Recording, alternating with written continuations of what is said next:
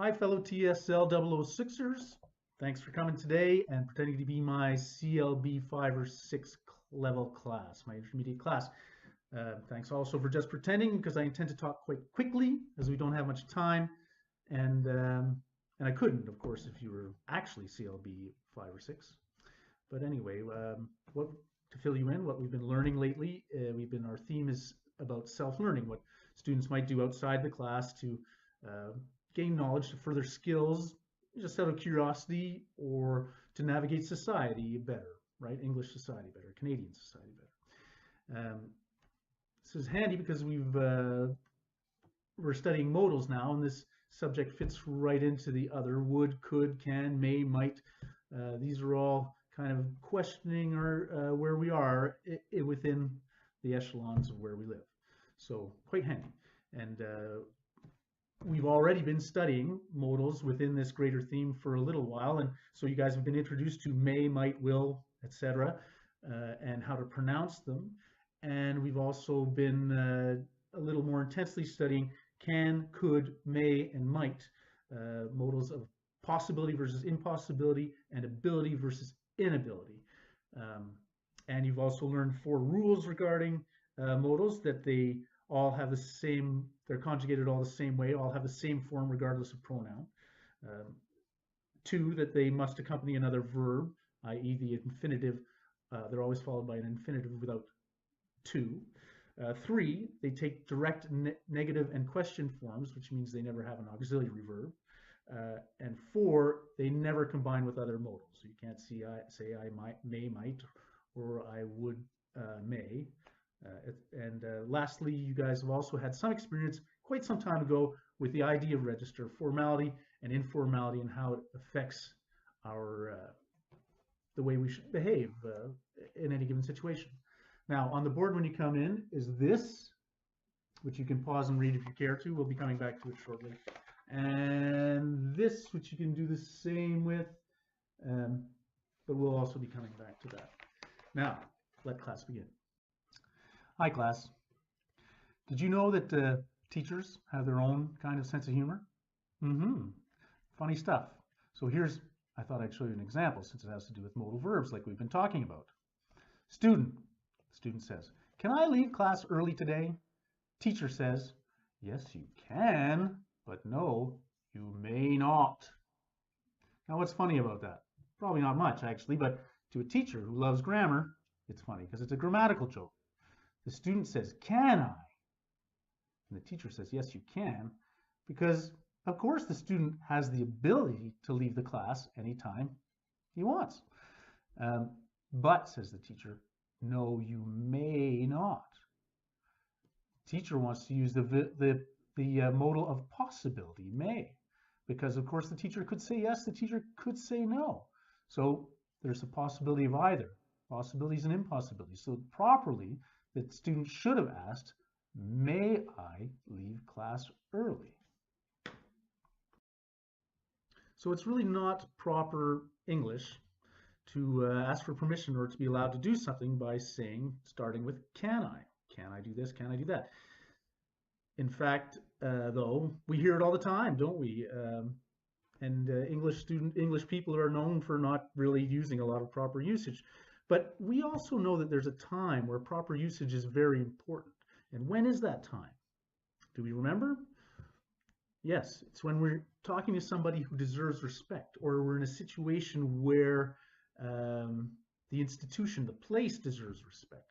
And we show respect by speaking proper English.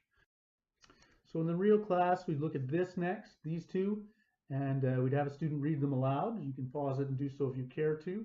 But the point being is we're going to define this idea that permission is asking someone if you're allowed to do something, as the student did when he asked, "Can I leave the classroom?" And the teacher said no, and asked that the student use "may I" instead. And then we're going to talk about, as we already started talking about, so when do we use the "may"? When language usage matters in more formal situations. When can we use "can"? And when asking permission, when language doesn't really matter in more informal situations. So clearly what we have to do next is talk about or remind remind ourselves about formality and informality, about register. We did talk about it before, but who remembers what it is? Yes, that's right. That's right. When we're talking to certain persons, we need to show respect. When we're in certain places, we need to show respect. So let's put a line across the board, formality down here, informality down here, and we start to elicit uh, places, people where these things matter, and eventually wind up with a diagram that looks something like this. You know, ideally, there will be a lot more things, and the students will have come up with all of them. And then after we've talked about can for informal situations and may for formal ones, we add them to our diagram just like that. And next we're going to practice may and can in hopefully a kind of fun way. We're going to play a game of Mother May I, suggestion from my daughter Elizabeth. Thank you, Elizabeth. Very handy. And it's kind of a simple game. We pretend that our classroom's a very strict place. We have rules for everything. You can't do anything without asking. And we're going to have the students each make up two simple things they can do, like touch their head, jump up and down, clap their hands, this kind of thing. And the first question they will ask their classmate. The second question they will ask their teacher. So the first question obviously will be, can I? And the second question will be, may I? And we'll go through the class and we'll do this until people have the idea. Simple and quick. And as the game of Mother May I progresses, teacher will pretend to be different people, from a child to an elderly grandma, to the president, to the boss, to the shoe salesman, this kind of thing, and in different places like the mall or the playground or the museum or the Oval Office, right? So that students will get a chance to gauge, register, and decide whether it's formal or informal to use may or can. And anyway, so you get the picture. And then once this game is over, we're going to move on to add another couple modals into our conversation so that the students can probably investigate the world and increase their self-learning, our theme, which we try to remind ourselves at this point and should have during the game of Mother May I. Better late than never. So we do this by looking at our third definition on the board, which is request, a new kind of question people can ask. The act of asking for something or for someone to do something for us. For example, somebody's going to the store and we ask them, can you get a liter of milk for me as long as you're there? So asking for someone to do something for you or for something. Now, is can proper usage in this case? Yes, it is. But just because it's proper usage, I'm afraid that doesn't move it out of the informal category. There it is, stuck there. So for more formal situations, since may is a permission thing, we're talking about ability, what we need another couple modals to ask requests. And for that more formal one, so we ask a friend, teacher does some erasing and puts new stuff on the board. Can you get me a liter of milk? Asking the friend, which is informal. And then at work, you need to ask your workmate for something. Can you pass me that pencil? A little more formal. Or could you, sorry. And then finally, if you're asking the boss, a very formal situation for something, would you please repeat that? So these are our new ones. Can you remains informal. Could you, a little more formal. And would you, the most formal. And we add that into our formality or to our register chart. You see them there. Could and would, and can remains there in the informal. There's a couple things we probably want to add to this. The first is, why is would more formal? Well,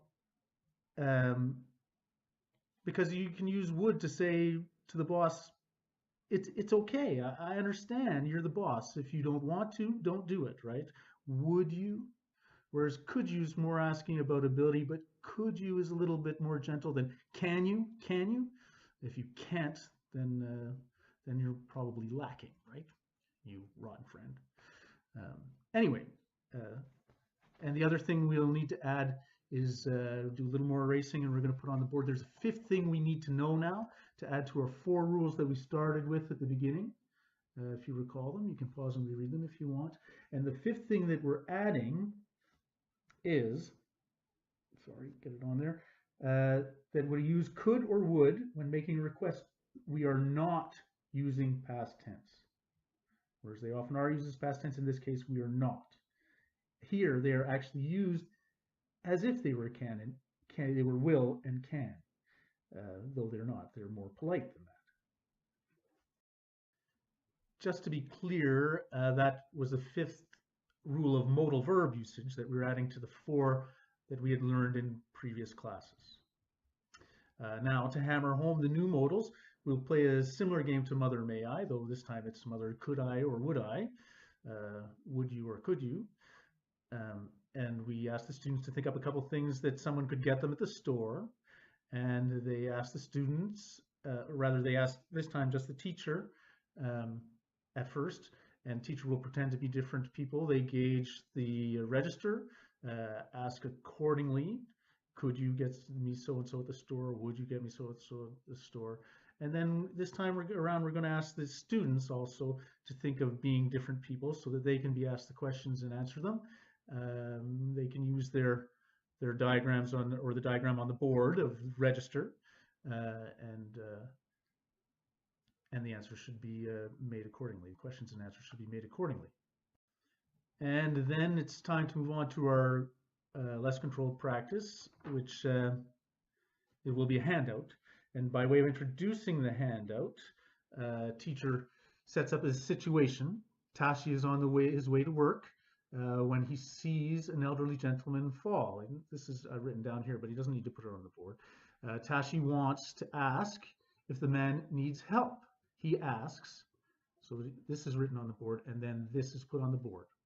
Now the idea is, teacher asks, well, is this a request or is this a question of permission? Which is it? Will it be can or may, or will it be can, would, could? Can, could, would, rather. Students have to gauge that. And of course, it's a question of permission. It's an elderly gentleman, so register-wise, probably we could err on the formal side. So may I be of some assistance? The pronoun, of course, they have to figure out too. So that's going to be their handout, which you have a copy of, I hope. And the teacher and the students work through the first few, as many as needed, so that people are kind of getting the idea of how to gauge first whether it's a request, permission, or a question asking for permission to be allowed to do something, or whether, and the register, how formal or informal the situation is. Now, as we're working through the first questions together, students, with each one completed, will you come up and put it on the board? Will you come up and put it on the board? And then after the rest of the questions are completed on your own, we ask the students to come up and put those answers on the board, and we examine why their permission, why their requests, and where the formality lays according to the individual who is doing the asking of the question and the individual who is asking the question, or rather answering the question. And then, now that we've got all the answers on the board and corrected, what do we need to do next? Clearly, we need to figure out how to answer them.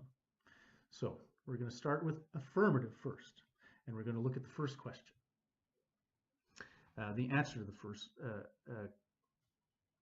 to our first question on the worksheet, which is, may Siri please go to the movies with me tonight?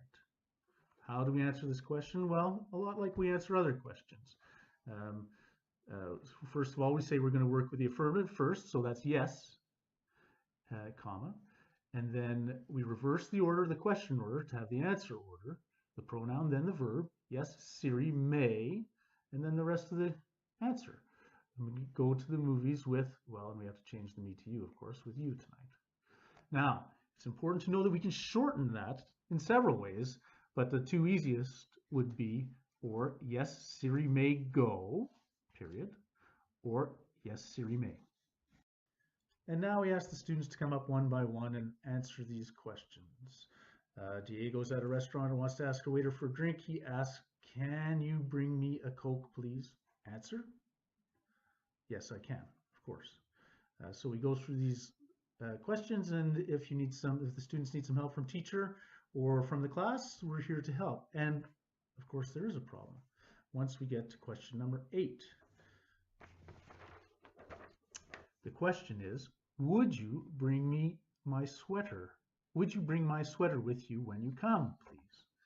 Well, students, do you remember the 5th rule where would and could act like will and can? In answers, they act so much like it that that's in fact what we have to use. So would you bring my sweater with you when you come, please, to Grandma? Yes, I will, says Grandma. In the next question, number 9, the question is, could you please show her where the change rooms are? And yes, I can is the answer. Could in a question becomes can in the answer. Would in a question becomes will in the answer.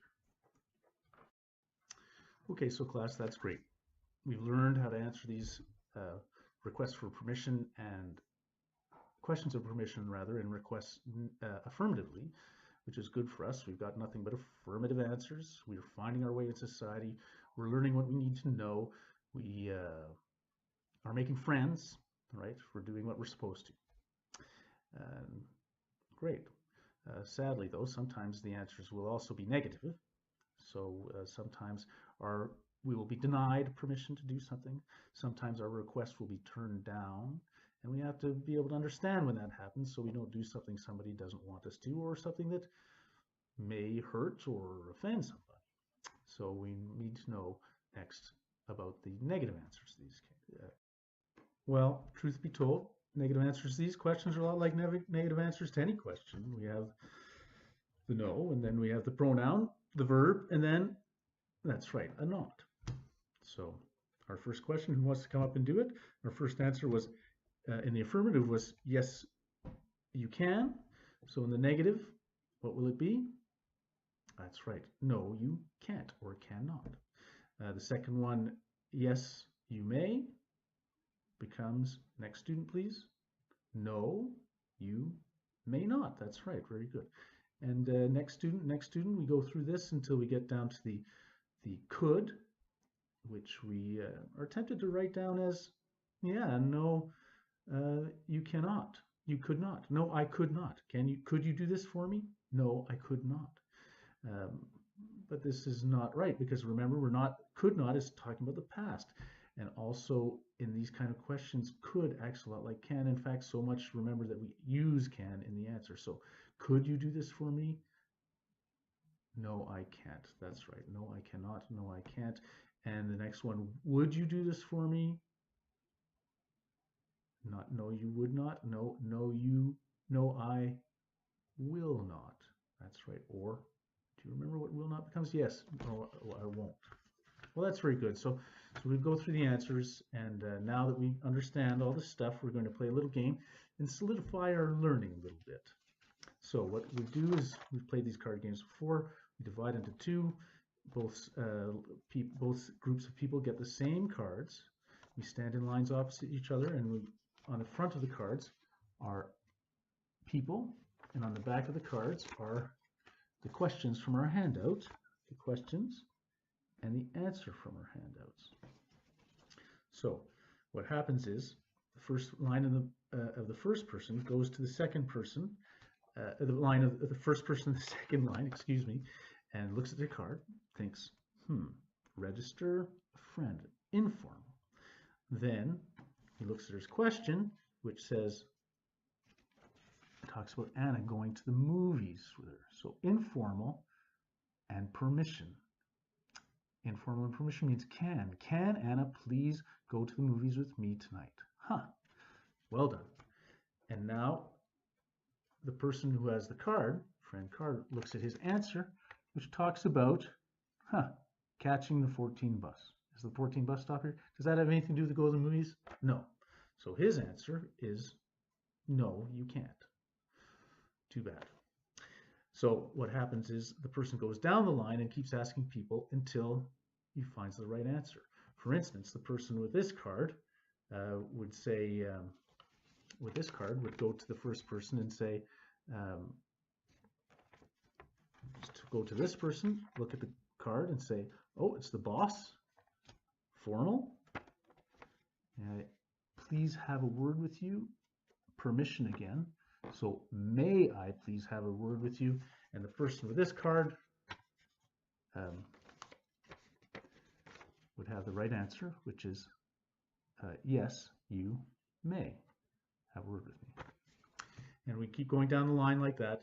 And when a person gets the right answer, they switch sides in the line, and then they go round again. So the lines go round and round like that. Okay, well, thanks very much for your time. That's the end of class. I had some homework about trying to find some polite answers to no you can't, but we've already run over long, so we can't do that. I wish also that I had spent more time reinforcing the theme of my class, because I think it's very important, and if I had more time, I certainly would have. If I wasn't talking to a computer, I certainly would have. I wish I'd addressed you all more as students as opposed to a computer. Better luck to me next time. Sorry I've served up a bit of a hot mess for you, but I hope you enjoyed it anyway. Thanks very much and have a great day.